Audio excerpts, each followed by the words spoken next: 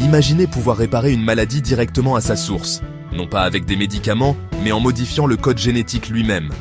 C'est exactement ce que propose la thérapie génique, une révolution médicale qui transforme notre façon de soigner. Définition et principe. La thérapie génique consiste à introduire du matériel génétique dans les cellules d'un patient pour corriger ou compenser un gène défectueux. Elle cible principalement les maladies monogéniques, comme la mucoviscidose ou certaines formes de myopathie, mais elle s'étend aujourd'hui à des pathologies complexes comme les cancers. Deux approches principales existent. In vivo, le gène est injecté directement dans le corps. Ex vivo, les cellules sont prélevées, modifiées en laboratoire, puis réinjectées. Comment ça marche? Le gène thérapeutique est transporté par un vecteur, souvent un virus modifié, incapable de provoquer une maladie. Ce vecteur agit comme un taxi moléculaire, livrant le gène sain à la cellule cible. Une fois dans la cellule, ce gène produit une protéine fonctionnelle qui remplace celle qui faisait défaut.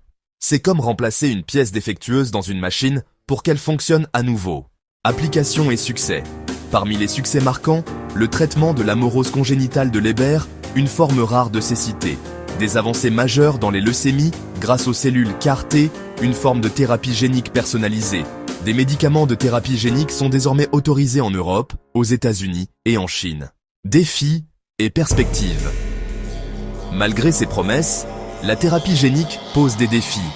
Le coût élevé des traitements, les risques d'effets secondaires comme des réactions immunitaires, la complexité technique et éthique de modifier le génome humain. Mais avec des outils comme CRISPR-Cas9, capables de couper-coller l'ADN avec précision, l'avenir de la thérapie génique semble plus prometteur que jamais. La thérapie génique, c'est l'art de réparer le vivant à l'échelle moléculaire.